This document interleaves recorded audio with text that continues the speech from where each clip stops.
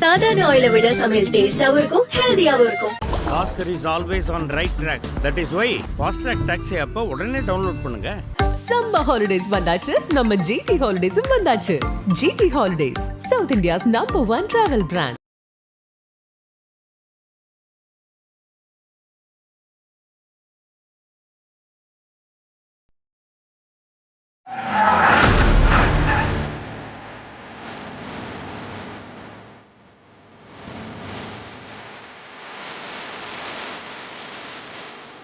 This is something I wanted to experience firsthand. I could form my own team.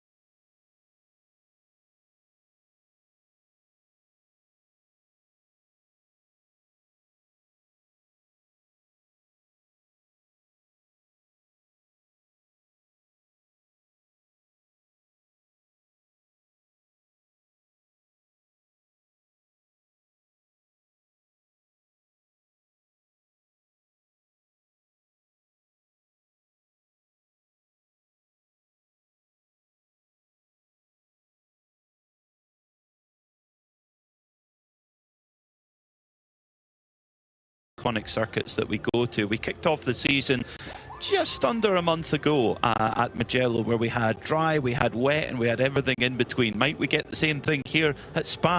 Quite possibly. We also go to the Italian seaside in just over a month's time in Misano, and then to the blazing heat, surely, of Paul Ricard in early July. And then, of course, our traditional curtain call, which is the 24 hours of Barcelona at the Circuit de Barcelona Catalunya. Lots of racing still to go, and a wide open field of machinery across all of our classes. Now, weather is always a talking point here at Spa. When we arrived yesterday, it was pretty wet. It's been raining all through the night, and when we arrived this morning, the track was very, very wet. The teams have had quite a lot of wet track time, but very, very little dry track time. But the weather this afternoon really come quite nicely, Ben. Warm, but only 11 degrees air temperature. That's probably taken in the shade, I imagine. And so There could be more warmth in the tarmac where we've got darker tarmac. Obviously, this circuit completely resurfaced after before last year. So the race last year was on a different surface to this year. The resurfacing was done, if I remember correctly, after the 24H series visited here for the 12 hours. Well, certainly the lap times in the dry have been impressive so far. It's not just myself, Peter Mackay and Ben Constanduros in the commentary box. We have Diana Binks down in the pits, who's getting involved in all of the atmosphere before qualifying begins. Diana. Yes, just waiting for everything to get underway here down in the pit lane. The teams are now firing up the engines on the car, so they're going to be heading out onto the track very soon. Now, you were talking about the weather a minute ago, but it's sunshine down here now, and it's actually quite warm. So clouds still in the sky. I think some of the track is still a little bit damp, but everyone's ready for this qualifying session. So this will be 3 15-minute qualifying sessions, and then the team's drivers come in, change driver, and it has to be a different driver in each session. So they'll get a 5-minute break in between, just have a quick debrief chat and decide what their strategy is for each session as they go out on track. So we'll be keeping you up to date with what's going on as the cars are now starting to make their way down to the pit exit.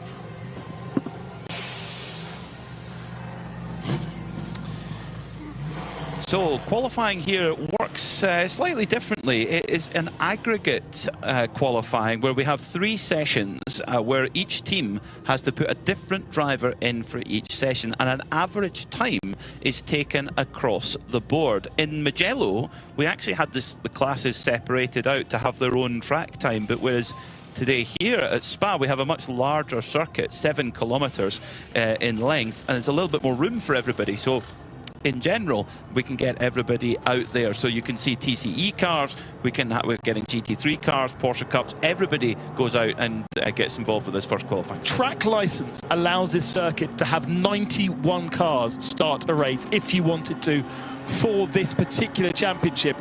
It grows to up to 160 if you have the likes of the 25-hour Fun Cup. But we could have had up to 91 cars if we so wanted. 110 in practice. That's why with just over 7 kilometers in length, plenty of space in theory for all of these drivers to get themselves a decent amount of space and not be compromised with those different classes. A lot of classes running at around about the same speeds, all of our GT3 cars and our 992 cars, and we only have 4 GT4 cars and a couple of, well, just 2 TCE cars on the entry list and a couple of GTX machines. So not a great deal of change or difference in the speed of the cars. There is one car on our entry list which we say welcome back to, James Collins and Kevin Clark in their BMW M3 E46. Used to be a mainstay of Creventic racing, those cars, but unfortunately as more and more people have got access to the likes of your 992s and your GT3s, people have moved away from the trusty steeds that they used to have. Well, that car actually has a really cool history. This is the 133 JMEC engineering car. James Collins brought it to Barcelona last year, and he had Jimmy Broadbent driving the car with him.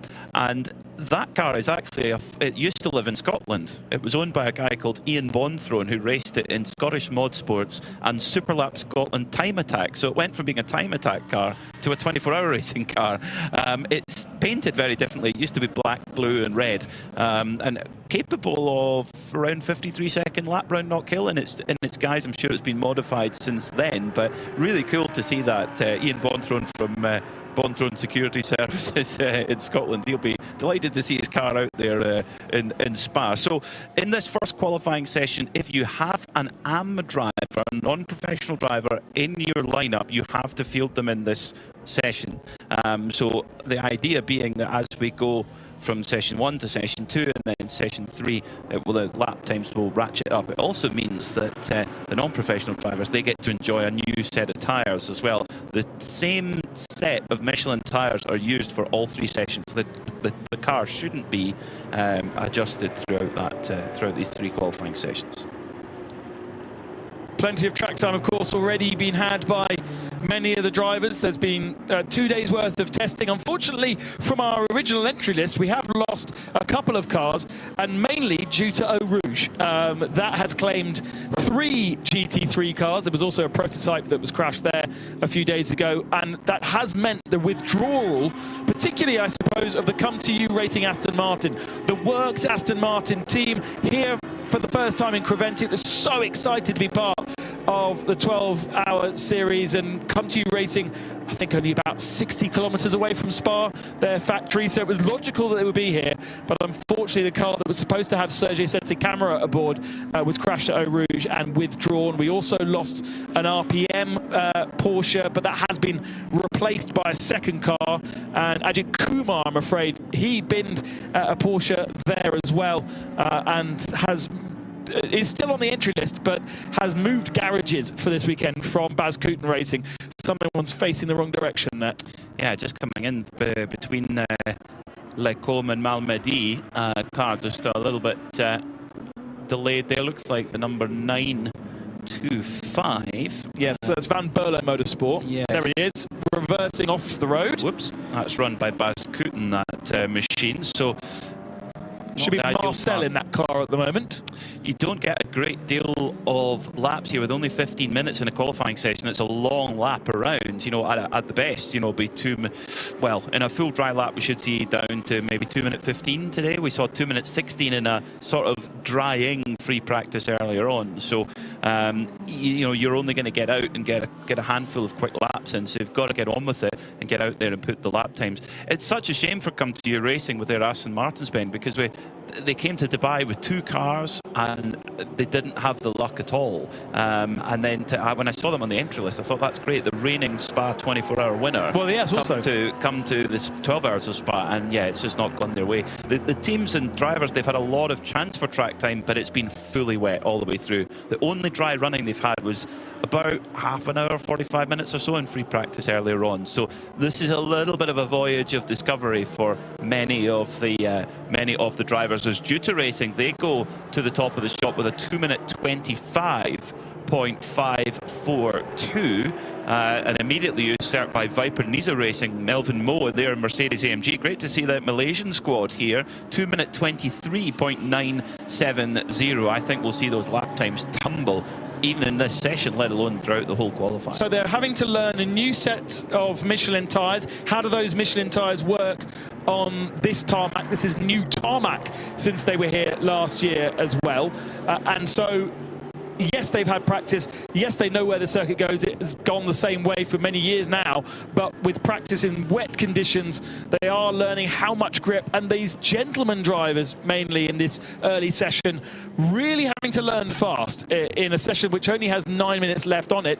And we've only just started getting those first lap times in. So if you spin, if you have an issue, if you don't get out on track early enough, and I noticed that Ajith Kumar's 901 Porsche is still in the pits and hasn't come out onto circuit.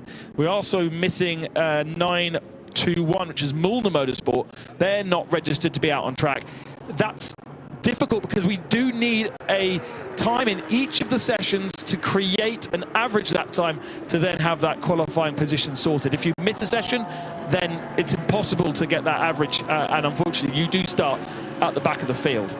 And number 921, Milner Motorsport, they've got to be one of the favourites to battle in the fight for 992. They were right in the mix all the way through in Mugello, and it didn't quite go their way at the last moment. But that is if they don't get qualifying, that's not good. Now their sister, they've got 2 cars, Milner, this weekend. 918. In fact, both are showing as they're going out now, of the pits now, but they've left that pretty tight, as Nick Sulewski's going to take the 918 car out and Julian Hanses the 921, as Alexander Prins goes to the top of the shop then for Hoffer Racing, 2:18.462. Now we're starting to get some lap times. His second overall in a Porsche 992 Cup car, Fabian Dans, the ungraded driver in the Red Camel Jordan's car, who immediately gets put back to 4th as Herbert's come through with Ralph Bowen. Now this number 91 Herbert car, a little bit different. It's a new evolution of the Porsche GT3R. It's actually running as a prototype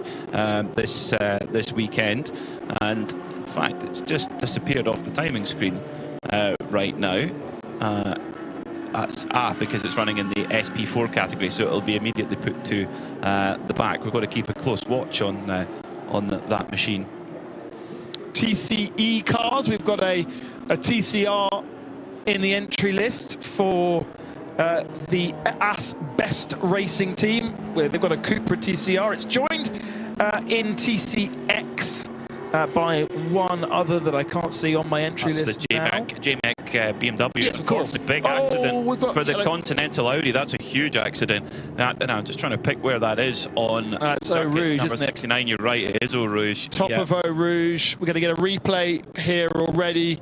Runs the curb on the entrance, runs the curb on the exits, get a little twitch in the middle of Radiant, and a classic Eau Rouge accident, I'm afraid, spits you off into the barrier on the outside where the pit lane comes in, and that is red flag the session with 6 minutes and 40 seconds remaining, which gives everybody enough time to get back into the pits, back out again when we resume this first session. I would think that's pretty good news as well for Mulder Motorsport as well. Just allows them to kind of get back going again.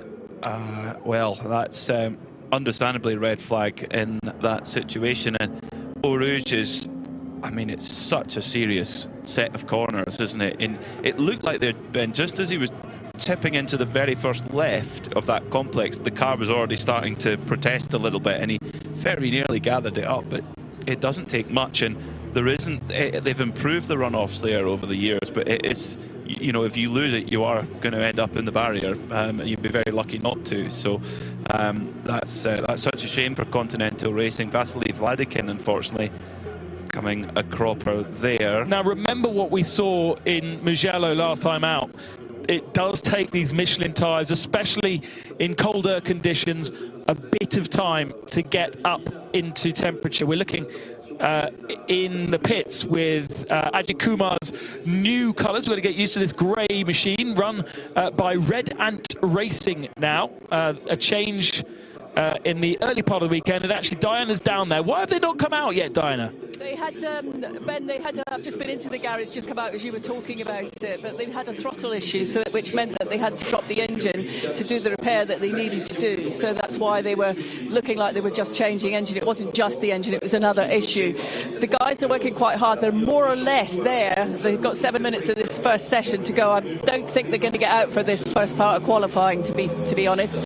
But the driver's behind, one of the drivers is behind the wheel, ready and waiting to go.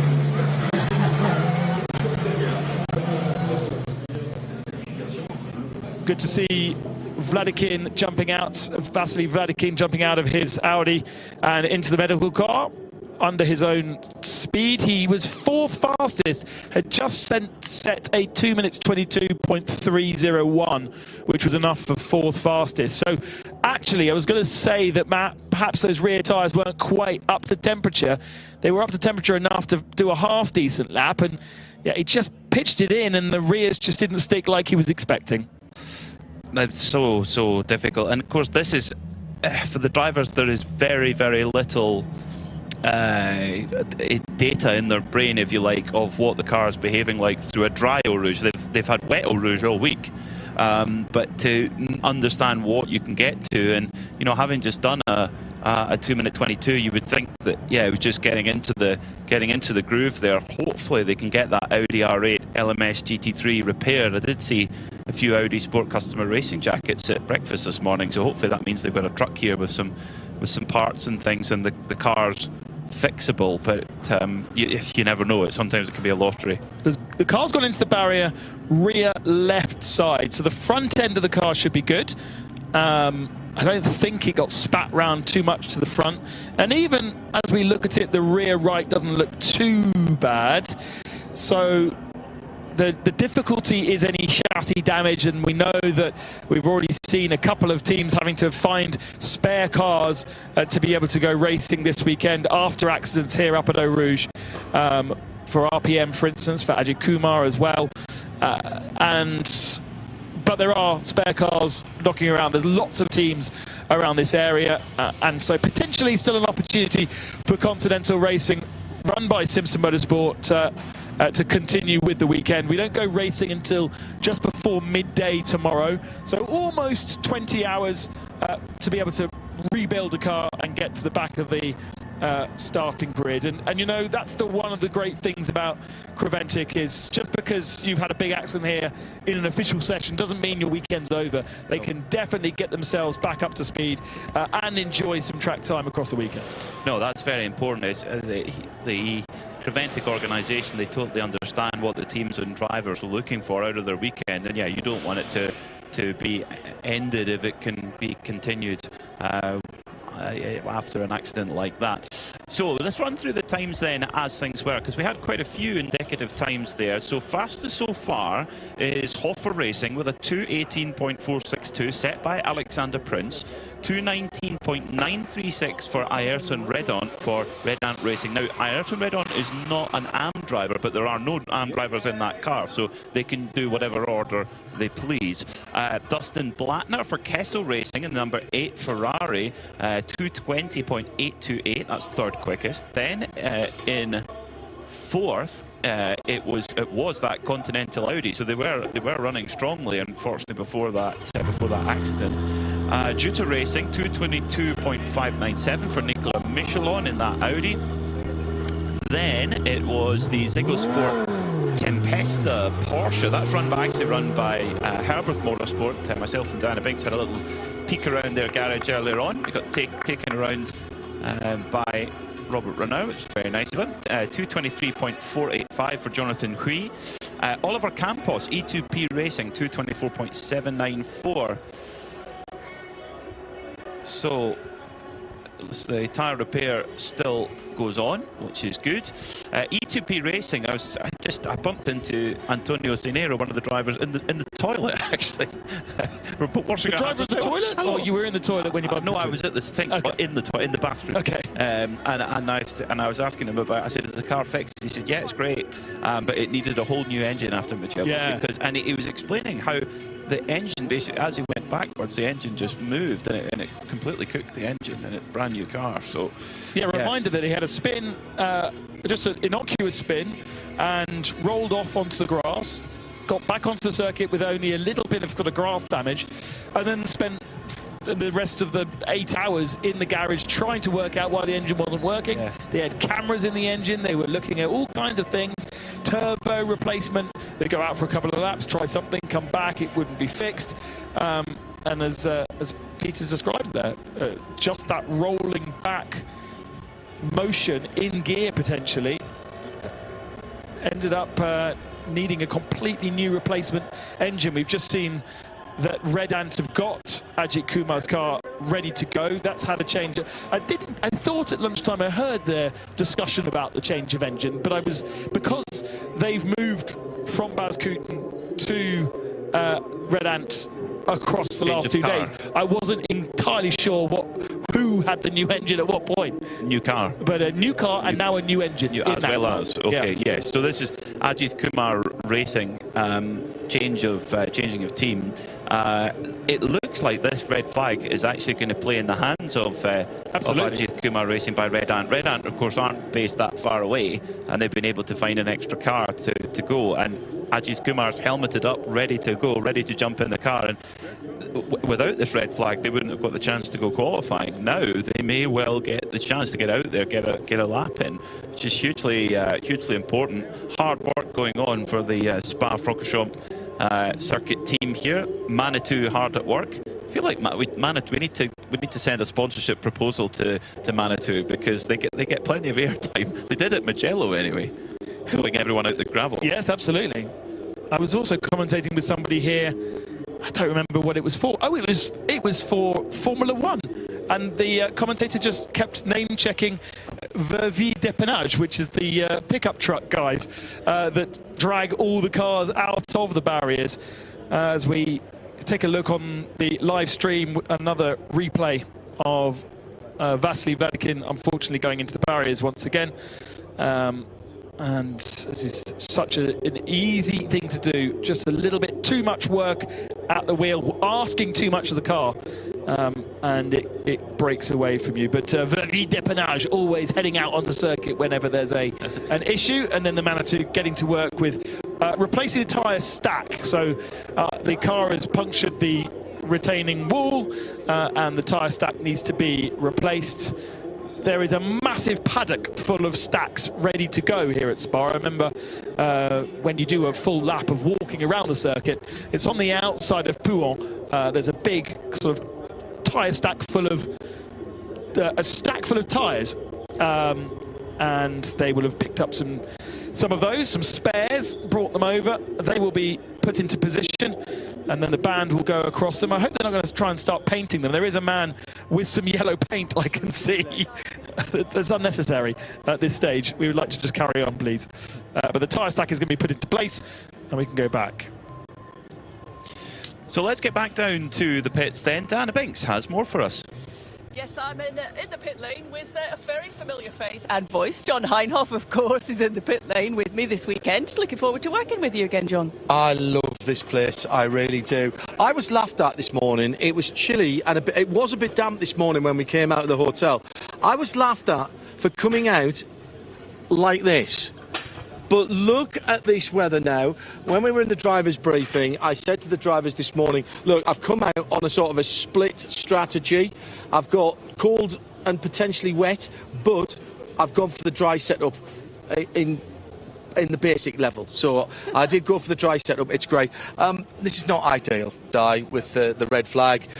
Few teams just about getting into that stride.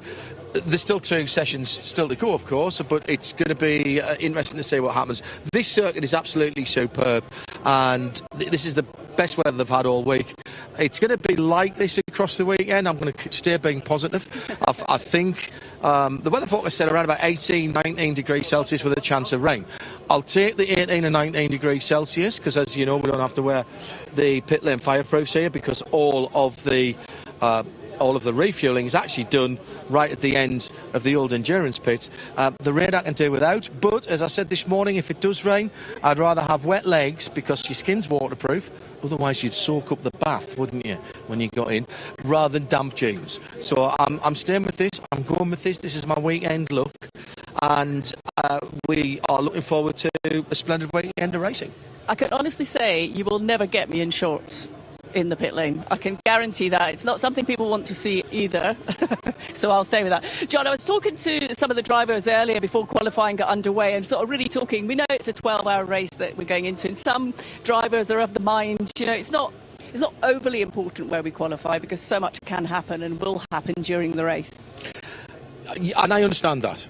And yet, it opens up the strategy, doesn't it, in terms of where you qualify, you get a better rundown through the first few corners, through the first few laps, which tends to mean that you've got a far better opportunity than to be in with a shout later on. Now, ultimately, you might say, and I would go with this train of thought, that the last hour or so on Saturday, before we come to the break, so after that first 5 hours of racing, that's where you need to find your pace, and you have to be on the lead lap in class at the end of that. We saw it at Michelin, didn't we? The fantastic drive back by, it was Jake Hill in the Era car, and I've just been talking to Jakey actually and congratulating him on that. He pulled a lap back, and that was absolutely critical to the result on Sunday. And that will be exactly the same here. The slightly longer part of the race is on Sunday, the 7-hour part of the race. And if you have got the pace and you can use it on Saturday in that last hour, hour and a half, that's when you have to be fast. But opening that up, as I said, you've got to have a car that's straight, that's tracking well, that's wearing its Michelin tyres well, and therefore that means staying out of trouble. Where are you going to stay out of trouble? Front of the grid. So it comes round full circle, and to me, the whole mentality starts with qualifying. And if you qualify well, it gives you a better idea of where you're going to be. Sounds like we're getting back underway. It does, yeah. They're firing up and they're moving out of the pit lane. So we'll head back to Peter and Ben. Thank you, Di. Thank you, John. A few updates here from the booth. The qualifying 2 and 3 sessions, which will be coming up after this, will be only 12 minutes instead of 15 minutes. Now, that's really quite key because you've got so little time to get out there, and you'll only be able to get 3 flying laps in, maybe 4, possibly. You know, really, by the time you get up there and get the tyres up to temperature and pressure, it's very, very tricky indeed. There were a few lap times disallowed during that opening spurt of qualifying, which went on for about 8 and a bit minutes or so. The Seb Lejeune Porsche 992 had a track limit infringement, lap time disallowed. The 91 Porsche had 2. That's Ralph Bowen really stretching the track limits. The 909, that's one of the Porsche Cup cars, that's Red Camel Jordan's, Fabian Dance. The Vortex 701, the 65, which is Viper Niza Racing, as well. So there's quite a few lap times already. So race control, they are watching, Ben, to see who's stretching the limits of the track to its full boundary. So you've got this risk of track limits, and we've just gone through kind of 3 or 4 different places where it's very easy to go all 4 wheels off the circuit, and you've got less time to actually make that lap time count. So you've got to be super careful here. If you find yourself off circuit and losing a lap time, you don't have many other opportunities to rectify that situation. They've got to be so careful. For instance, Fabian Dance, we mentioned his really good lap time, didn't we? Got himself up into 2nd at the time, and it would have been good enough for 4th or 5th. Now he has no lap time on the board. Now we have to start afresh. There's about 6 or 7 cars in that situation that either have very slow lap times because that was their warming up lap, or they have no lap times at all. Ralph Bowen, obviously, because he's lost a lap time. Fabian Dance has lost a lap time. Both the Milner Motorsport 992s didn't set lap times. Ajith Kumar Racing didn't set a lap time either. Scuderia Praha, the Ferrari, and Lisa Clark in her Ferrari did not set lap times at all.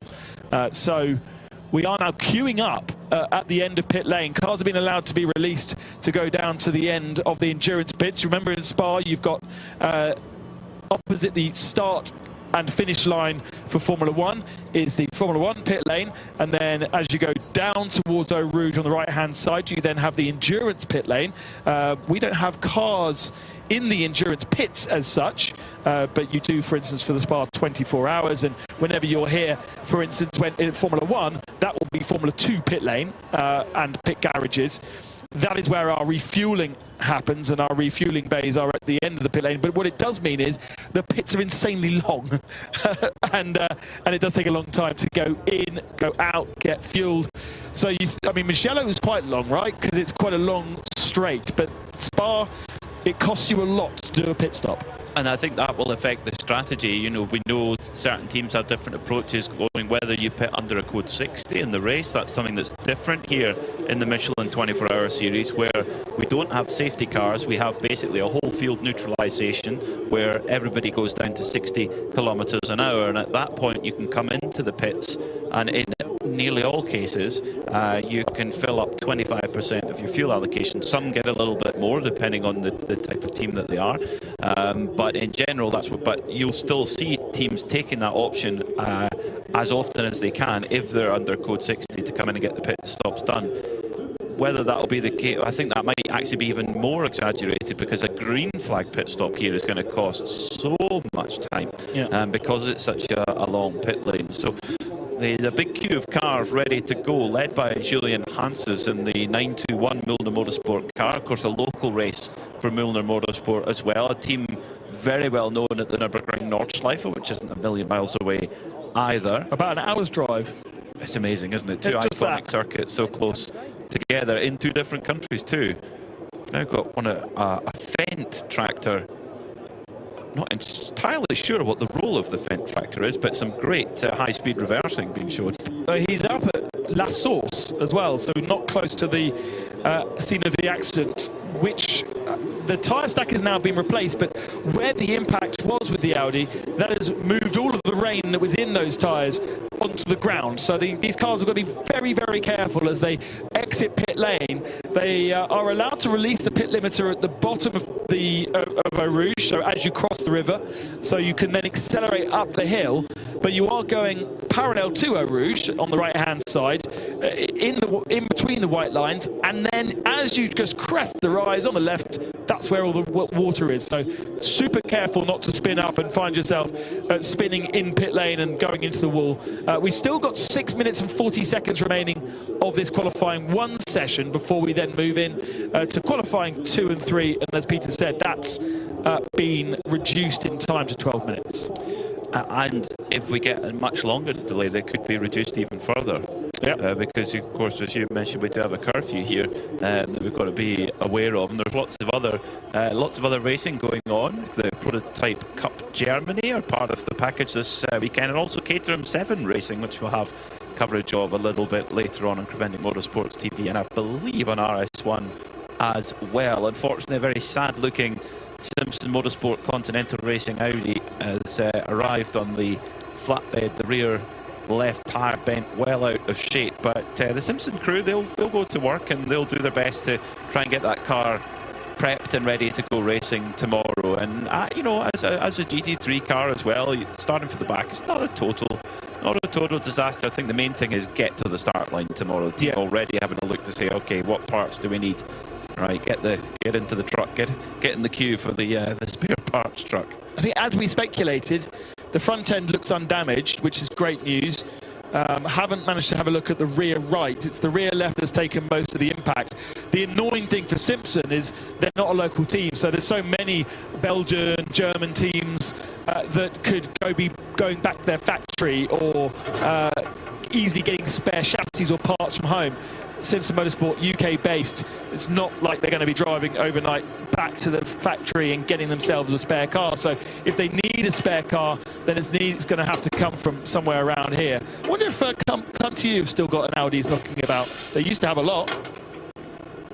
Excellent point. Yeah, there possibly is already John Hindhaug's having a look in there. But Diana Binks has got an update for us on this very car, the number 69 Continental Racing Audi. Di. Yes, our cameraman is watching what's going on as the car's being taken off that truck. But Alistair from the team, from the Continental Racing by Simpson Motorsport, looks not in a good way when you see it on the back of that flat pack. But you've just had a very quick look and you just said to me it's not as bad as it looks.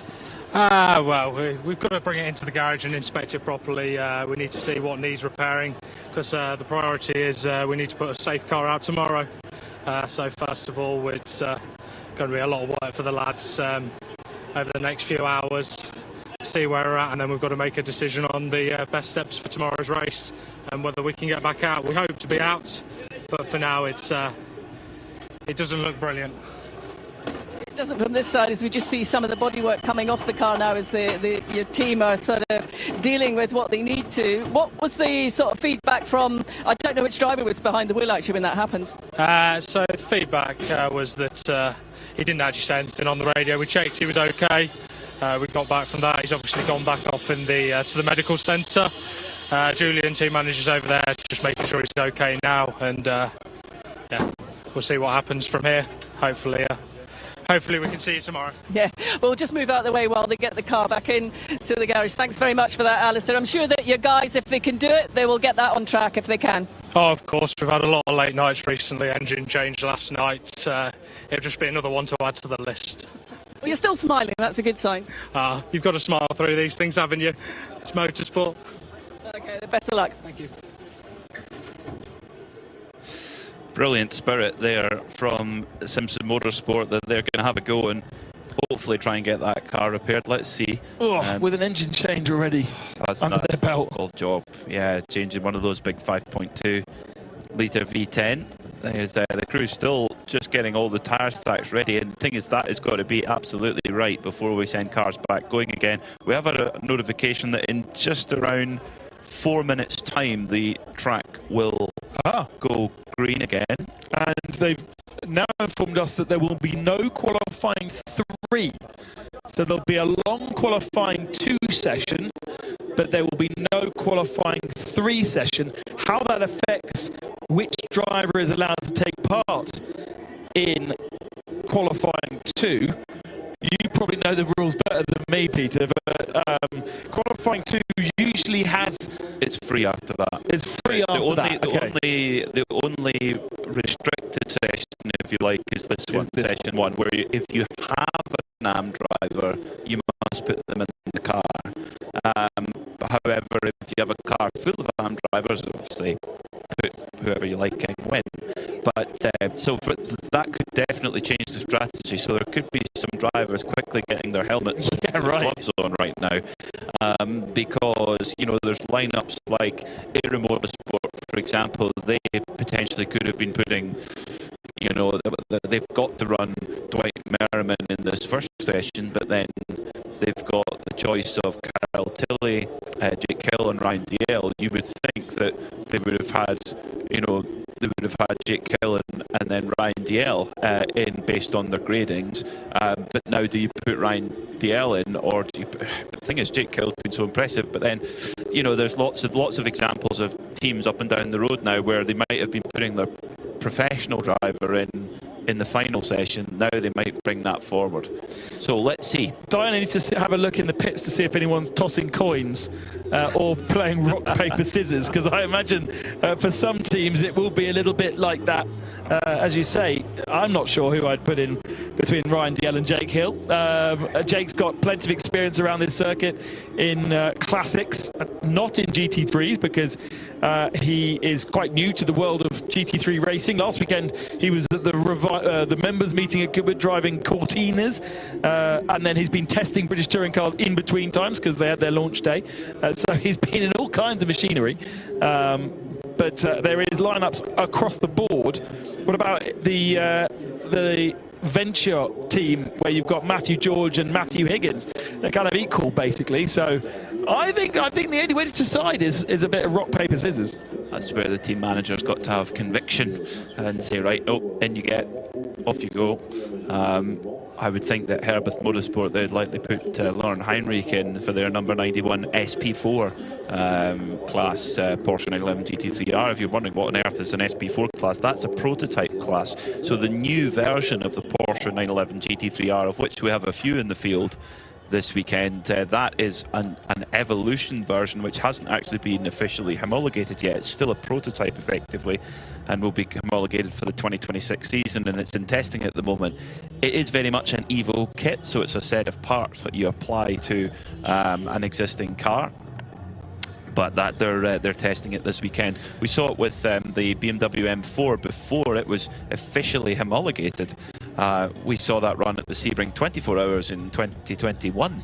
Goodness, you think the M4's been with us for that amount of time. So it's just one of the other things that is opened up here in the Michelin 24-Hour series. And Porsche Motorsport approached Herbeth Motorsport to say, can we come and test the car? And I think it's a great idea. Over the last couple of years, we have seen both BMW, Porsche and other manufacturers use Creventic as their proving ground for their new version of their cars, because it offers so much track time under race conditions. They are not necessarily so bothered about their ultimate performance, but it helps to gauge yourself against the cars that are already out there. And with an Evo kit such as this, which is not too dissimilar to what they have already, they have a good opportunity to really see how they compare against Mulder Motorsport, for instance.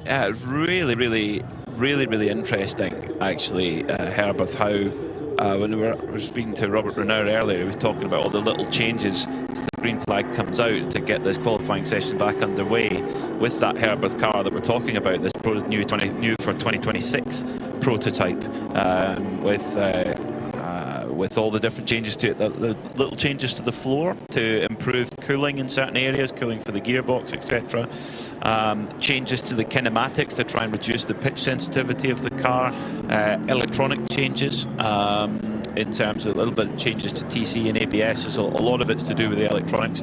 And interestingly, the front bodywork is actually quite similar to what they used to use at the Nürburgring Nordschleife. So it's just tiny little changes to it, but trying to make it an even broader, even more impressive package. First time they tested it was actually just after the Sebring 12-hour, which they won in GTD Pro, and then the car is going to be tested here, of course, and then Kohn-Ledergar Racing Team will test it in a few weeks' time. And the consistent aspect through all of that is Lauren Heinrich, the Porsche Works driver, who's been basically he's been tasked with the development and the testing, the main driver for that. Right, 5 minutes and 24 seconds remaining, and not a lot of time to get out there, get some heat in the tyres, and whether we're actually going to see an improvement in any of the times already set, Ben, that's maybe up for question. Very exciting news for those that have followed Creventic over the last few years. The Vortexes, we've got two 2.0s. I'm not sure this has happened in my lifetime. They're different colours. I spotted that as well. A red Vortex, yes, the Vortex 2.0. They've started to basically commercialise the car now and starting to build cars for customers. This new version has made such a big improvement and has had a lot of success in the GTX category, really making that category its own, and basically beat a lot of packages from much bigger manufacturers. It's seen off competition from Lamborghini Super Trofeo cars, Porsche Cup cars with different adaptations to them, what have you, but that Vortex is great. And yeah, a red Vortex is going to take a little bit of getting used to, but I think it looks superb. So tyre temperature, pressure, really critical here to get out there, get the tyres going and try and fit in a good lap here, because of course with two qualifying sessions, these lap times effectively become even more important because you're not extrapolating them across 3 sessions, so they become more of the mix, if you like. Half of the average rather than a third. We have a red Vortex for 702 and an orange traditional coloured Vortex for 701, which has just been off the circuit, I think, because we saw it running wide at Blanchimont, but it continues to roll with Lionel Amarouche, who actually will be in both cars. Amarouche is going to drive the 701 and the 702 as the part owner and part designer of the Vortex. And the customer is Julien Bollet and Alexandre de Bernardis in the 702 red machine, and more well-known names, Philippe Bonnel and Cyril Calmont in the 701 for those of you fans of Vortex. But now, I don't know if you can, but they're going to try and get some fast lap times in. Just enough time if you're at the head of the queue to get a second lap in, because a lot of these cars crossing the stripe with over 3 minutes remaining. Lap times in the 2:20 something or others. So this actually, you should be able to consider this a warm-up lap and then push on that last lap if you're feeling risky. Like a build lap almost. Yeah, exactly. Yeah, that could well be the case. Sometimes you can't, you can't push water uphill sometimes if the tyre performance isn't there. That's sometimes you have to be realistic in terms of what the car will actually give. We are missing some cars though. 452 Guy Stewart and Sorg Rennsport Porsche in GT4, not out on circuit. Darren Curry in the 111 Racing IRC GT from Australia. He hasn't left the pits, and neither has the 71 Jutta Racing Audi. So a few cars not being able to make it out. Those are the only 3 that are not going to improve their lap times. Diana Binks has more for us in the pits. Diana. Just picking up on what Ben was saying there are quite a few cars sitting here in the pit lane. Jutta Racing, the number 71 Audi, that's sitting here with the heat tyres, or trying to keep that, but they're not looking like they're going out on this session, so they obviously are waiting just to restart the next one, but keeping the tyres as warm as possible. Other thing to note is that you are not allowed to take those tyres off during this session, nor change them. And unfortunately, car 23, which is Pellin Racing, that's the second of the Pellin Racing cars that was entered into Mugello but never exited the pits. Turgeon Haugen and Paolo Roberti, they've been given a 10-place grid penalty for fiddling with their tyres during that red flag session, whether they remove them by mistake or necessary, but unfortunately they will lose 10 places on the grid. That's just, yeah, one of the unique rules you got to be on top of. It's Kevin Clark in the TCE TCX BMW E46. I tell you, it's truly bizarre for me seeing this car on circuit, given I've seen it compete at Knockhill, win its class in time attack events, the Super Lap Scotland at Knockhill, and now it's here at Spa going through Eau Rouge with a totally different paint scheme on it, but yeah, it does bring a smile to my face. They're in basically a head-to-head battle with the TCR Seat Cupra Leon. At the moment, it is JMIC Engineering with that BMW who sit on top of the shop, though. But they're all chasing at the top class in GT3. They're all chasing Alexander Prince's benchmark, which is 2:18.268. Now we're starting to see some green personal best sectors showing up on the timing screen, and in fact Alexander Prince is the driver pushing the hardest because he's put an absolute best in sector 2 right now. So could this be an improvement from Alexander Prince as we have 4 seconds left on the clock? So checkered flag is waved now. So if you've already crossed the line, this is your last chance then to see who can get on provisional pole. Of course, it will be averaged out. And Prince is coming to the line now, so he won't get another lap time. He has to make this one count. The number 11 Hoffer Racing takes the checker flag and does improve to a 2:17.76, but almost every car behind him is improving and going faster. Mulder Motorsport getting themselves up into 4th, but Melvin Moe in the Viper Nisa Racing Mercedes not that far off Alexander Prince, just 0.4 of a second, slotting into 2nd position. Alexander Prince will be really delighted with that performance. Of course, they're an AM class car, which runs to a slightly different balance of performance than the Pro class cars. So at the moment, we have a Mercedes AMG 123. The 2 top cars are AM cars. The 3rd place car is, or now 4th place car, is Ayrton Redon. The difference is the restrictor. The AM car has a slightly bigger restrictor. It's got 2 restrictors on it. Both are 4 millimeters bigger, which allows more air into the engine and therefore more power. So that does make a difference. Hoffer Racing, Viper Nisa Racing, Mercedes 1-2. E2P with Oliver Campos getting up to 3rd position in their Aston Martin. Great news after all their troubles in Mugello. That was a good lap from Campos. Most of the field now taking the flag. We've got another clump of cars coming towards the line to improve their lap times, but no one faster than, actually we've got a purple in the middle sector from Gregoire Serves in the Haas RT Audi. That hasn't taken the flag.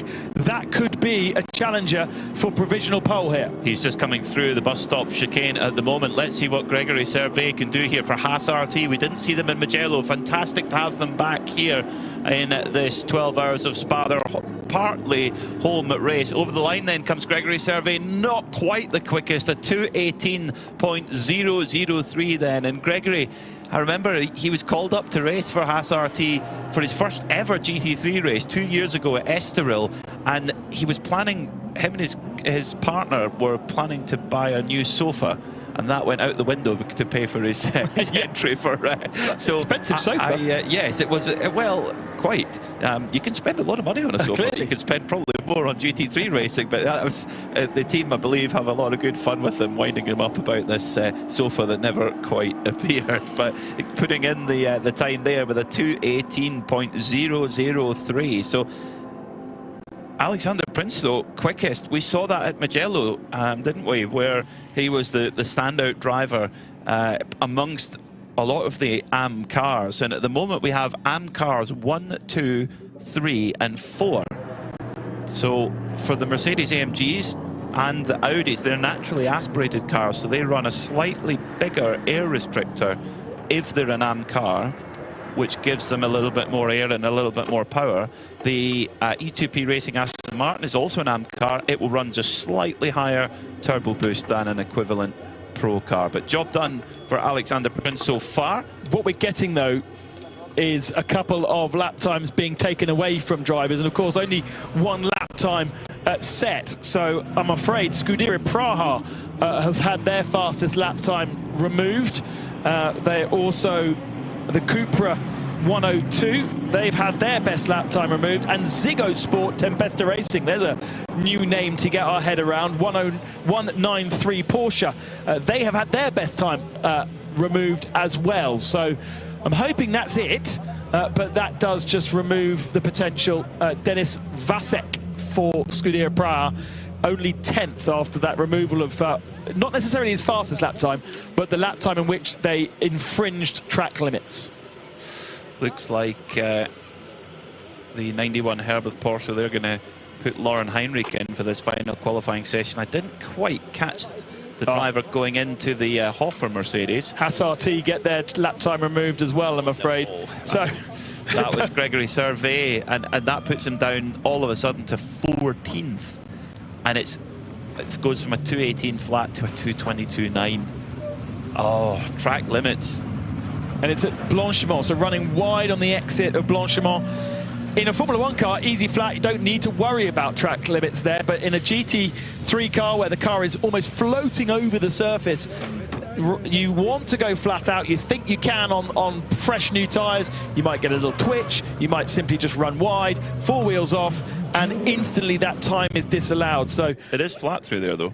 155 miles an hour. Well, yes, flat. If everything's working good. If everything's working, you're right. Yeah, let's go through the times then. Alexander Prince, 2:17.767, your top time right now. But of course, section 2 coming up shortly. Viper Nisa Racing, a 2:18.173 from Melvin Moe. Then it was Oliver Campos for E2P Racing with a 2:19.292. Ayrton Redon in the first of the Pro cars, the 93 Mercedes, 2:19.936. Then it's Kessel Racing with their Ferrari, Dustin Blattner, 2:20 flat.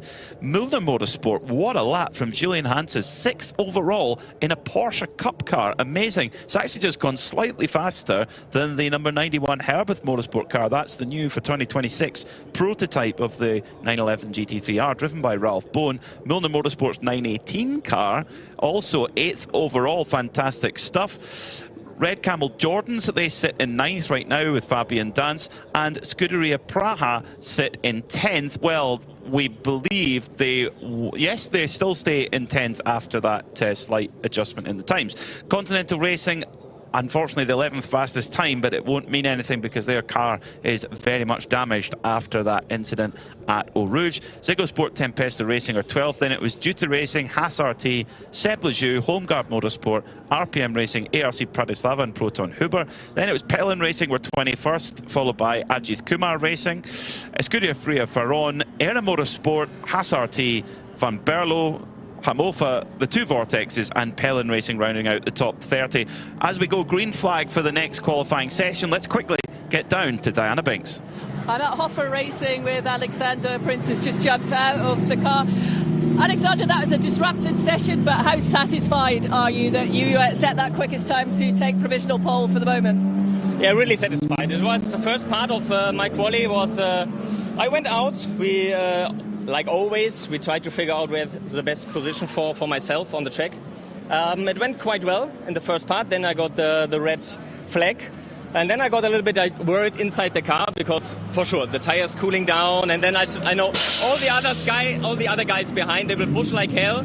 So will I be able to find, again, like a space where I can really able to perform in? Yeah, then in my first flying lap, I overpushed. So I lost the gap. The advantage, but then in the second lap I could improve my time, and then I stepped out, and then the guy said, okay, you're P1. I said, whoa, okay. A little bit surprising, but yeah, I think it's always like a big gamble in the qualifying. We were lucky with the traffic, so yeah, and now we are crossing fingers for Thorsten, how he will bring it home, hopefully. Yeah, I mean, you showed really strongly, didn't you, on the first European round at Mugello, so you look like you're just bringing that momentum in. Yes, we always try to focus on the good stuff from the last race. It was for sure disappointing for us as a driver, especially for the teams. They're working for our team. They are working so hard. And if, especially myself, I did a mistake, what cost us a repair in Mugello, so 5 laps penalty. So I felt really bad afterwards. Yeah, but now I'm feeling that I can give it back maybe, and I will push like hell here in Spa. That the guys can celebrate, yeah, for sure. How would you, as a driver, describe Spa? Spa is, yeah, as a child, for sure, I have been here as a child, watching Formula 1, and at one point you say, oh, there would be a dream come true, to race here at once. Now I have the chance with Hofer Racing to do it with a GT3 car, an aero car. It's just thrilling, but at the first day you arrive here, it's also that you feel like you have a bit more respect. You always have respect for the tracks, but here in Spa it is like special. You know for sure you can be like a hero, or you can lose it all and look like a dumb beep. Yeah, but it's just pure fun to race here in Spa. It's really nice that Creventic is always get the challenge to bring here a race for us as teams. Yeah, I really enjoyed it. It's pure fun, especially now when it's getting dry, a little bit more sun, hopefully. Yeah, also for the spectators. So yeah, I really enjoyed it. Alexander, thank you so much. Thank you very much. Thank you. As I leave you down here in the pit lane, guys, it's the flashes of sunshine that we did have through the clouds has gone, and I'm afraid it's a few dark clouds around us now. It's okay. We've only got 11 minutes left of our qualifying session, so let's get on with it. And we've got our most experienced drivers, in theory, out on circuit right now. So imagine that the live timing is going to develop quite a lot across our 11 minutes left of the session. Purple laps coming in from Lauren Heinrich in the SP4 Herbert Motorsport developed Porsche.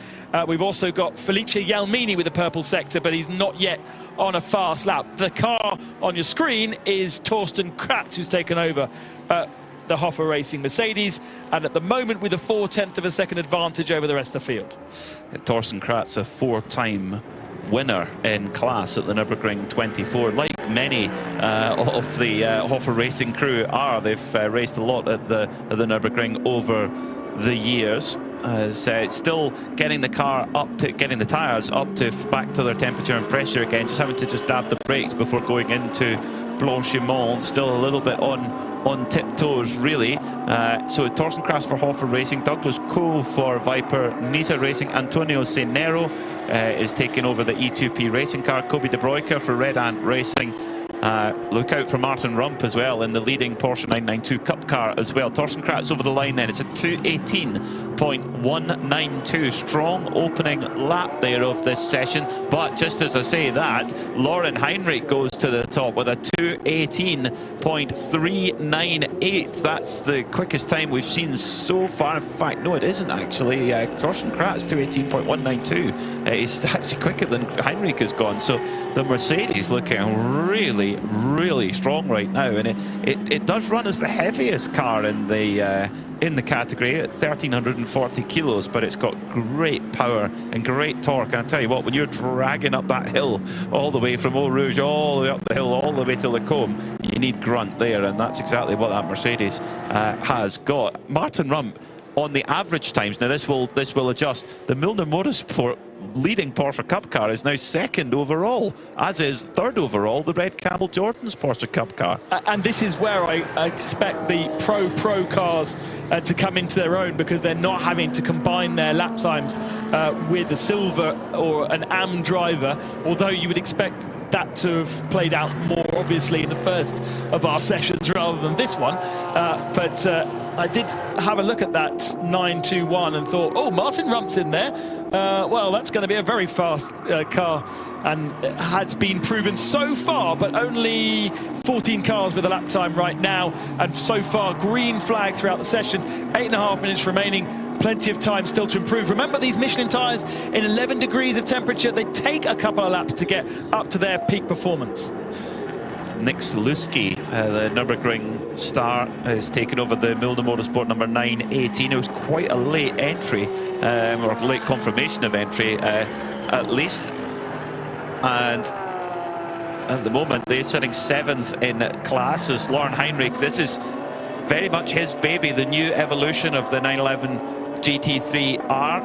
Was first to test it after winning the 12 Hours of Sebring, and he's pushing it hard. Just coming across a little bit of traffic though at the bus stop, so it might just thwart this lap here as from Lauren Heinrich, who went absolute best in sector 2. What is it going to be this time around for the rapid young German? 2:18.398 last time by.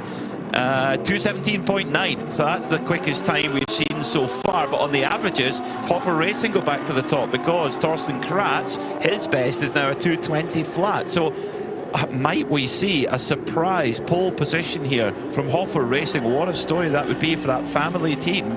But Kobe De Bruyker for Red Ant Racing has just gone up into second, or has brought the Red Ant Racing car up to second. So it's Hoffer Racing from Red Ant, from Herberth now, E2P in 4th, and Zigosport Tempesta Racing, run by Herberth, that is in 5th right now. To emphasise how good that lap time was from Alexander Prince, he is still the fastest person in both qualifying sessions. nobody has gone faster than the 2:17.7 that he was able to do in qualifying 1. It also shows that I think we can expect more from this second session in these later laps once the drivers have got their temperature back into the tyres. But remember, they've not got new tyres, so they're not able to, you know, extract brand new tyre performance, whereas Alexander Prince did. That's true. Yeah, that's true. I don't know how much wear they'll have had in these very low temperature track conditions. So Klaus Bachler also going quick, got held up a little bit, or it went away from him slightly at the end of the lap. He had gone absolute best, as we got the best lap, best lap so far of anybody in the qualifying session. It was just Jake Hill with a 2:17.671, but actually that was quickly usurped by Paolo Roberti in 2:17.495, and that is in the old 488 GT3, the twin-turbo V8. A car that we saw sitting in the garage in Mugello was on the entry list, but they weren't comfortable with racing in the changeable conditions we had in Mugello, so chose to sit the race out. So great to have that number 23 Pelin Racing car now on the entry list and part of racing conditions. And remember, that was a car that had its best lap time taken away, so Roberti now sits in 9th position in the average times with 2 combined. Proves just such a good performance he was able to do. I thought we were going to see a better improvement from the number 2 Haas Racing, the Haas RT. They've got 2 cars in the field, but Tom Jackson ends up in 13th position. A change at the head of the field, the 91 back up to 2nd spot. So Lauren Heinrich over the line then, 2:17.553 the last time by. That's his personal best of the session so far. That puts Herbert up into 2nd.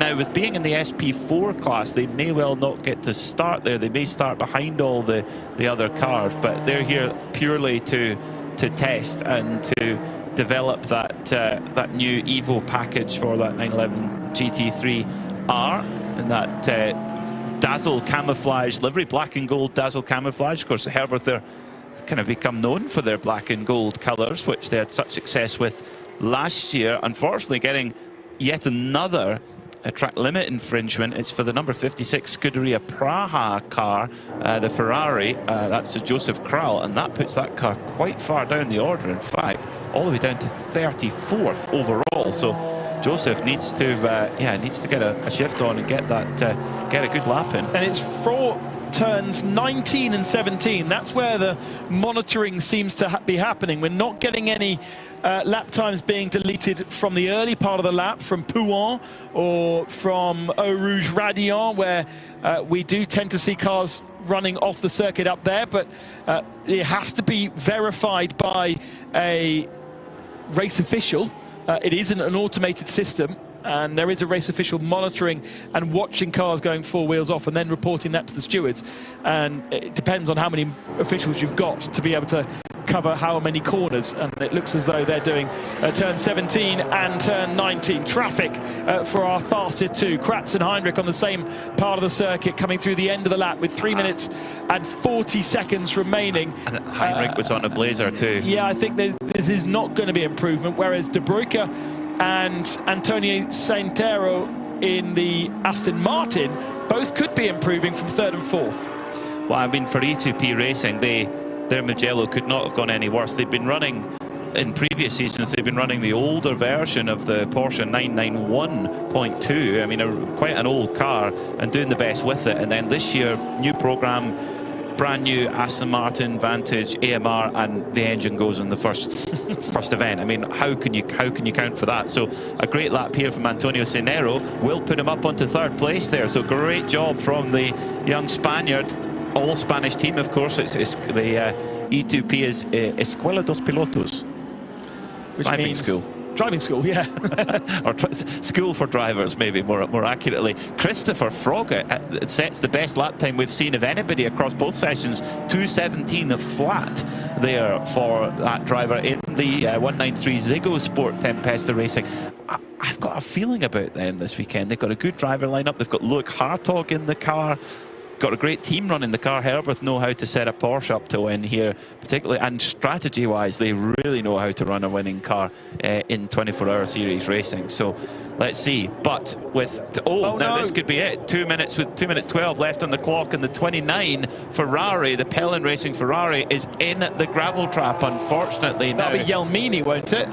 Felice Gelmini. That is very unlike him. He just set a 2:17.8, so he was going really quick. Now this is on the exit of Pouhon, so he's gotten quite far off the road there, into the gravel trap. We stay. The clock is ticking down for now. So red now. Red flag now.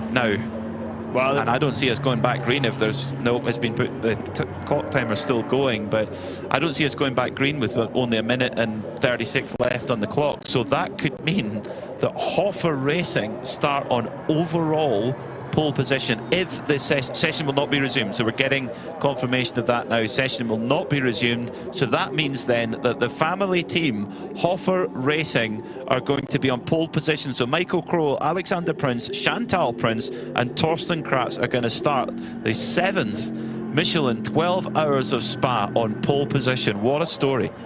Klaus Bachler had just done a lap, a 2:15.9, a good second faster than anybody else had managed across the session. Paolo Roberti, okay, a 16.6 is probably the nearest time that anybody across qualifying had managed, but that was a mighty performance to put the Proton Uber competition Porsche up to 8th spot. Kobe De Bruyker improved in the Red Ant Racing Mercedes up to 2nd position, but ultimately the average lap time between De Bruyker and the Red Ant guys and the Hofer Racing not good enough for the pole position. And unfortunately, with that red flag, I think there was a few people were still building on laps. Tom Jackson in the Haas RT number 2 was on a probably an ultimate best as well for that car, but they have such a slow qualifying one that they would not have improved massively. A bit of a surprise perhaps for Era, down in 16th position behind 4 992 cars, and Jake Hill doing a 2:17, but that combines with a 2:27, so yeah, average wise again. What a story for Hofer. The absolute joy breaking out with Alex Prince and Torsten Kratz doing his job. Bear in mind, this is an all-AM car, and they are going to start on pole position. What a story. And Red Ant Racing as well. You know, this is their first year with the GT3. They were the 992 champions last year, and getting that car up onto the front row, fantastic. Diana Binks, I can imagine the emotions are high right now in Hofer Racing's garage. They certainly are, as Torsten brings the car in just to park up on the pit apron here. Alexander's beside himself. I'll have to go to him again, but I really want to get Michael and Chantal as well. Alexander, what does this mean to the team? Unbelievable. I think it's the first pole position at Kroendig, and then here in Spa. It's overwhelming. They had it from him, overwhelming. I'll get Torsten in just a second, but I just wanted to see what Michael has to say as well, of course. Michael, you've been standing, watching patiently. The cars come in, your first pole. What does that mean to you? Well, that's the first pole we have. Unluckily, we had to cancel the third stint. So I would have loved to do it, but so we are pole. Otherwise, we wouldn't have had pole, so it's perfect. I mean, the team are obviously ecstatic, aren't they? Yeah, of course. This is our first pole we have, and with a new team, so the third race, so everything works fine. Well done, thank you, Michael. And I think Torsten is just getting out of the car now. He's still got his helmet on, of course, just being congratulated by the whole team. I mean, it really means an awful lot to them, clearly, you can see, and it's great to see. I think Chantal has disappeared.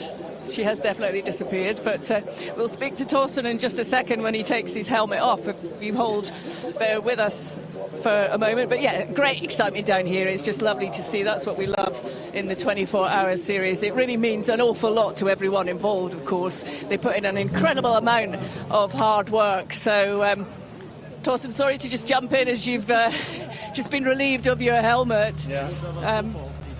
For you and your team, for you and the team, this is a great moment to get that P1 in qualifying. What was it like out there on the track for you, managing that last bit of traffic in this disrupted session again? The team did a great job to position me and the car into the right place. So it was a little bit traffic, but it was not disturbing too much.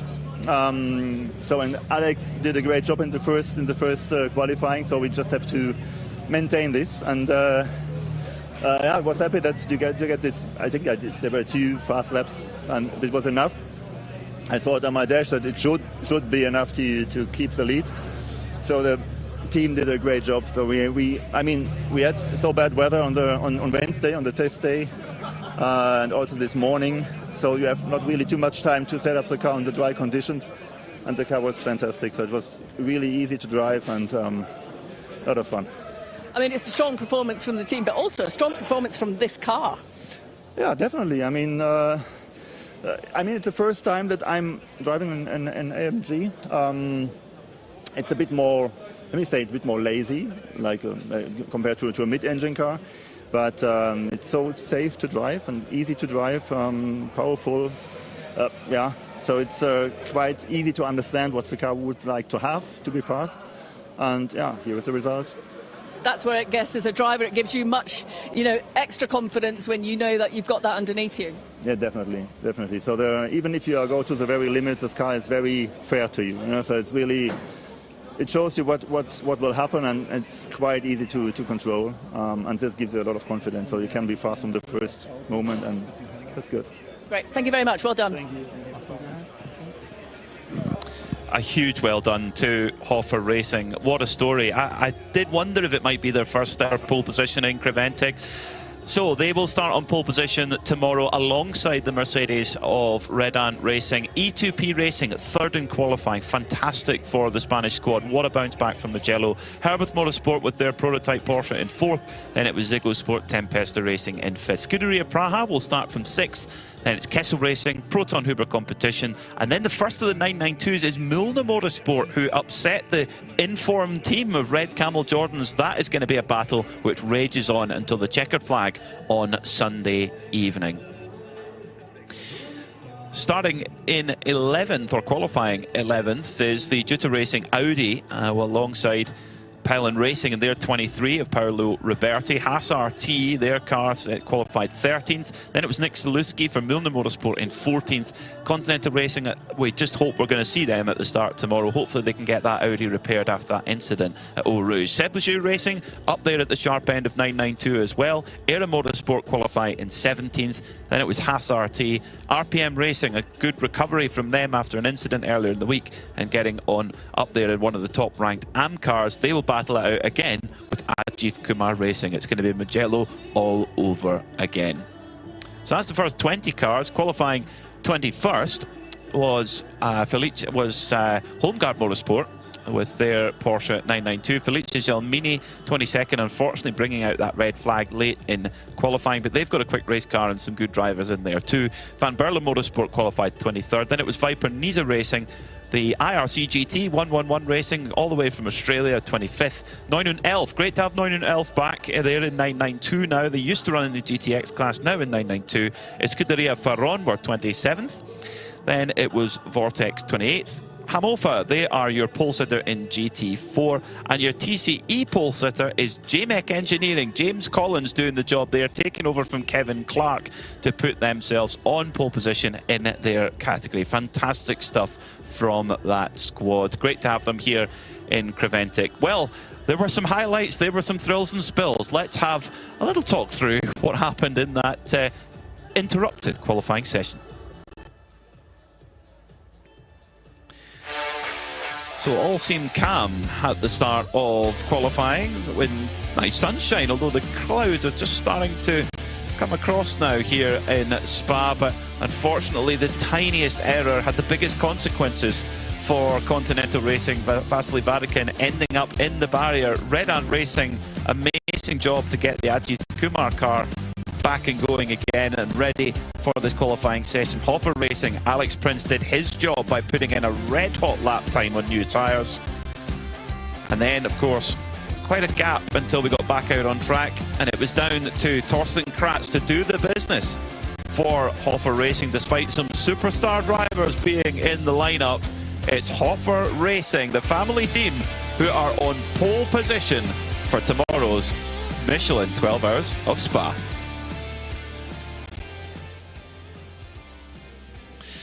So be sure to join us tomorrow for the part 1 of the race. 5 hours tomorrow and 7 hours on Sunday to make up the whole 12 hours of SPA Francorchamps. We'll have all the coverage here on Creventic Motorsports Live TV and on RS1, part of the Radio Show Limited network of channels. Local time 12:50 tomorrow. We'll see you there. Goodbye.